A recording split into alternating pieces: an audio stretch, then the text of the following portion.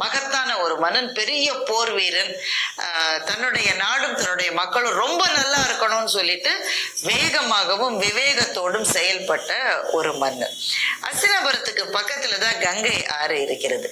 கங்கை தோன்றி பொங்குகின்ற அந்த இடத்திலே கங்கர்கள் அப்படின்ற அந்த வேடர் குலத்தை சார்ந்தவர்கள் நிறைய பேர் இருந்தாங்க. அவங்க பயங்கரமான போர்த்திறம் கொண்டவர்கள், மறைந்திருந்து அம்பு எய்தக்கூடியவர்கள்.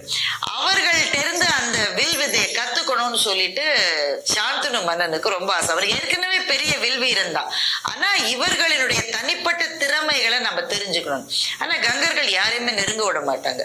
அவங்க வாழும் வசிக்கும் பகுதிக்கு யாராவது வந்தாலே அம்புதான் நேரம், பேச்சுவார்த்தையில கிடையவே கிடையாது. அந்த பகுதிக்கு அடிக்கடி மன்னர் சாந்தனு செல்ல தொடங்கினார்.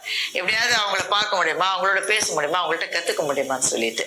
அப்படி போன ஒரு நாளில் அந்த இடத்தில் நின்று கொண்டிருந்த ஒரு அபாரமான அழகான ஒரு பெண்ணை பார்த்தார். இப்படி ஒரு அழகான உருவம் இருக்க முடியுமா, இவ இந்த மண்ணிலே கால் வைத்து நிற்கிற பெண்ணா இவள், இவ ஏதோ விண்ணுலகத்திலிருந்து இறங்கி வந்த ஒரு தேவதை போல இருக்காளுன்னு சொல்லிட்டு அப்படியே பிரமிச்சு போய் அவளை பார்த்துட்டு இருந்தாரு. ஆனா அந்த மன்னர்களுக்கே உரிய அந்த ஒரு கம்பீரம் இருக்கும் இல்லையா அவர்கிட்ட, அதனால ரொம்ப தயங்கி கேட்கலாமா வேணாமான்னு யோசிச்சு அதெல்லாம் இல்ல, நேரம் அந்த பெண் முன்னாடி போய், நான் தான் அஸ்தினாபுரத்தினுடைய அரசனான சாந்தனு மகாராஜா, உன்னை நான் திருமணம் செஞ்சுக்கணும்னு ஆசைப்படுறேன், உனக்கு விருப்பம் இருக்கா அப்படின்னு நேரடியா கேட்டாரு. அந்த பெண்ணு தன்னுடைய மிக அழகிய கரிய விழிகளால் அவரை ஏறிட்டு பார்த்தார். மன்னனே, உன்னை நான் திருமணம் செய்து கொள்ளுகிறேன், நான் இந்த கங்கர் குலத்தை சேர்ந்த ஒரு பெண்ணு, ஆனா உன்னை நான் திருமணம் செய்து கொள்ள வேண்டும் என்றால் ஒரு நிபந்தனை இருக்கு அப்படின்னு அவளும் தைரியமா பேசுறா. என்ன நிபந்தனையா இருந்தாலும் அதுக்கு நான் கட்டுப்படுறேன் அப்படின்னு அவர் சொல்றாரு. என்ன நிபந்தனைன்னு கேட்டுட்டு நீ வாக்குறுதியை கொடு, எதுவா இருந்தாலும் நான் கட்டுப்படுறேன். உன்னை மாதிரியான ஒரு அபூர்வமான பெண்ணை ஒருவன் அடைய வேண்டும் என்றால் எதைத்தான் அவன் விட்டு கொடுக்க முடியாதுன்னு மன்னர் பதில் சொல்றார். அவதுக்கு சொல்றா, என்ன நீ திருமணம் செய்து கொண்டால் நான் என்ன செய்தாலும் அது நல்ல செயலோ தீய செயலோ நீ ஏன் செய்தாய் அப்படின்னு நீ என்னை கேட்கவே கூடாது, நான் எதை செய்தாலும் நீ கேட்க கூடாது, அதற்கு நீ ஒத்துக்கொண்டால் நம்முடைய திருமணம் நடைபெறும் அப்படின்னு அவர் சொல்றா. காதல் எவ்வளவு தூரம் ஒருத்தருடைய கண்ணை மறைக்கும் பாருங்களேன். மன்னர் ஒரு நிமிஷம் கூட யோசிக்காம நீ என்ன செஞ்சாலும் நான் கேள்வி கேட்க மாட்டேன் அப்படின்னு சொல்லி அந்த நிபந்தனைக்கு ஒத்துக்கொண்டு அவளை திருமணம் செய்து கொள்ளுகிறார். அந்த பெண் கங்கை நதியினுடைய ஒரு தெய்வீக அம்சமான பெண் தான்.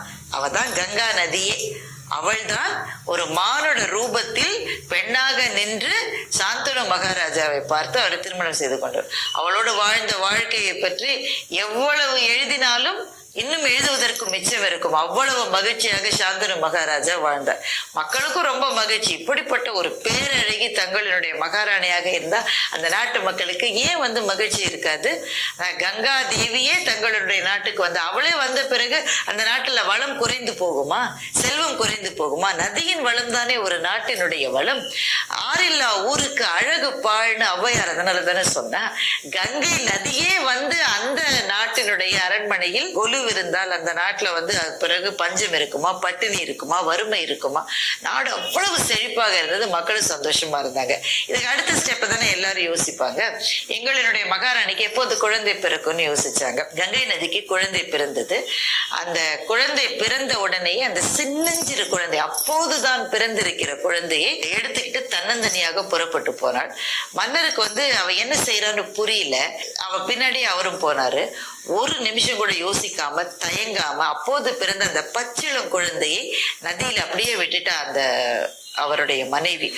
அவரு உயிர் பதறி போயிருச்சு.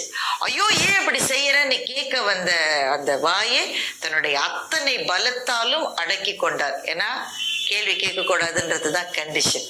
இந்த மாதிரி ஒரு தடவை இல்லை, 7 தடவை செஞ்ச. 7 முறை குழந்தைகள் பிறந்தன. ரொம்ப அழகான ஆரோக்கியமான ஆண் குழந்தைகள். ஒவ்வொரு முறையும் குழந்தை பிறந்த உடனேயே அவ எந்திரிச்சு போய் அந்த நதியில அந்த குழந்தையை விட்டுடுவா.